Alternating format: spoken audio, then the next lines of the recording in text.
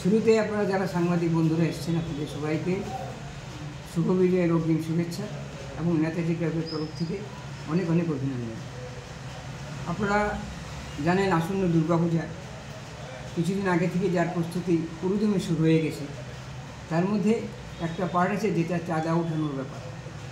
এই চাঁদা ওঠানোর ব্যাপারটাকে নিয়ে ছোট্ট একটা ইস্যু নিয়ে আপনারা দেখেছেন গতকাল সোশ্যাল মিডিয়াতে যেভাবে প্রপাগান্ডা হয়েছে, সেটা নিয়ে আমাদের পুলিশ মহল থেকে শুরু করে আইনের সঙ্গে যারা জড়িত আছেন সবাই উদ্বিগ্ন ছিল এবং আমাদের ক্লাবের যারা কর্মকর্তারা আছে ওনাদেরকে ডেকে নিয়ে গেছেন।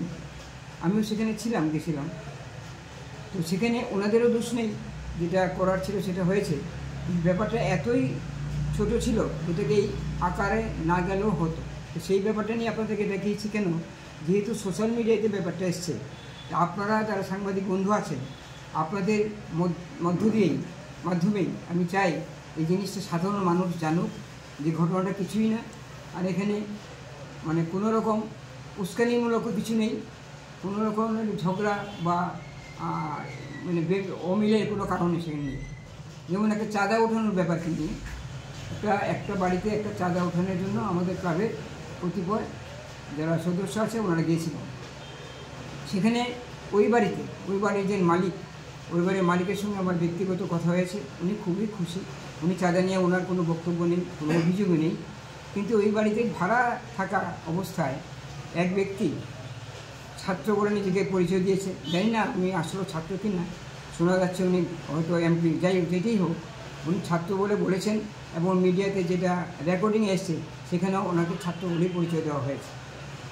ছাত্র ওনার কাছে 300 টাকা চাঁদা চাওয়া হয়েছে, উনি নিজে বলেছেন 100 টাকার বেশি উনি দেবেন না। উনি সেটা বলতেই পারেন এবং ওনার কোনো দোষ নেই। 100 টাকা ছাত্ররা পড়তে আসে, ওনাদের কাছে টাকা পয়সা না থাকারই কথা, পড়াশোনার জন্য ব্যয় হবে, তো উনি সেটা বলতেই পারেন। আমাদের এখান থেকে কেউ হয়তো বলেছে যে না আপনি এতগুলি টাকা ভাড়া দিয়ে থাকেন, আপনি 300 টাকা যদি না দিতে পারেন তাহলে তো আপনি এখানে না থাকাই ভালো, এই ধরনের একটা মন্তব্য করেছেন। যে মন্তব্যটা করাটা সমীচীন না, মোটেই সমীচীন না। কারণ কে কোথায় থাকবে, কী করবে না করবে, কে কী চাঁদা দেবে না দেবে, সম্পূর্ণটা তার ব্যক্তিগত ব্যাপার। চাই আমার ক্লাবের পক্ষে যারা এই সমস্ত কথা বলেছে ওনাদের ভুলটা ওনারা বুঝতে পেরেছেন এবং সর্বসম্মুখে প্রশাসনের লোকের সামনে সেটা আমরা থানায় গিয়ে বসে সেটাকে আমরা মীমাংসা করে এসেছি। উভয় পক্ষই ছিল, উভয় পক্ষ থেকে সেই স্বীকারোক্তি পেয়ে আমরা মীমাংসা সেটা করে এসেছি। তার প্রমাণ আপনাদের কাছে দিলাম, আপনারা এটা দেখতে পারেন, এখানে আছে, এখানে মীমাংসাটা আমরা করে এসেছি। কিন্তু আমার প্রশ্ন হলো সেটা যে আপনারা সবাই জানেন যাদেরকে আমরা বলি যে উগ্রবাদী ছেলে কিংবা কাউকে বলি আমরা মাফিয়া, কাউকে বলি আমি ও ভালো না ছেলেটা, তো আপনারা সেটা স্বীকার করতে বাধ্য হবেন। সমাজে যখন বিপদ হয়, সমাজে যখন ক্রাইসিস থাকে, সেই ক্রাইসিস পিরিয়ডে ধরুন কোনো একটা ফ্লাড সিচুয়েশান, পাশের বাড়িতে আগুন লাগা, কোনো সামাজিক কোনো দুর্ঘটনা, হ্যাঁ, এই সমস্ত ব্যাপারে দেখবেন এই ধরনের ছেলেরা যাদেরকে আমরা ইন্ডিকেট করে থাকি তারা ভালো না বলি, তারাই সর্বাগ্রে গিয়ে সেখানে ওদের যে উপস্থিতিটা সেখানে রাখেন এবং ওদের মাধ্যমে ওই জিনিসটাকে আমরা ওইখান থেকে আমরা মুক্তি পাই। আমার প্রত্যেকটা মানুষ যারা পূজা করে থাকেন, আমার ব্যক্তিগত অভিজ্ঞতা আছে। আমি একসময় এই ক্লাবের কর্মকর্তা ছিলাম, পূজার সঙ্গে আমি জড়িত ছিলাম দীর্ঘদিন। আমি জানি একটি বাড়িতে 4বার 5বার চাঁদা আনতে চাইতে হয়। অনেক সময় বিরক্ত আসা উচিত না, কারণ আমি জেনে শুনেই তো পূজার দায়িত্ব নিয়েছি। তারপরেও হয়, মানুষ তো রক্ত মাংসের কিছু হয়, কিন্তু এই যে ঘটনা সেটি কিছুই হয়নি। কিন্তু এটাকে যেহেতু সোশ্যাল মিডিয়াতে চলে এসছে, তাই আপনাদের মাধ্যমে আমি সমস্ত ত্রিপুরাবাসীকে এটা জানাতে চাই, এই ধরনের বিভ্রান্তিকর আচরণ কেউ শুনবেন না, কেউ এগুলোকে প্রশ্রয় দেবেন না, কেউ এটাকে কিছু মনে করবেন না। কারণ আমাদের এই এলাকা জাতি উপজাতির মিলন ক্ষেত্র। আর আমি আপনাদেরকে বলি, পূজা সেটা দুর্গাপূজাই বলুন, ঈদই বলুন, আর খ্রিসমাসই বলুন, যে কোনো ধর্মের যে কোনো অনুষ্ঠানই বলুন, সমস্ত যে অনুষ্ঠানগুলি সেগুলো শুধুমাত্র একটা মিলন ক্ষেত্র।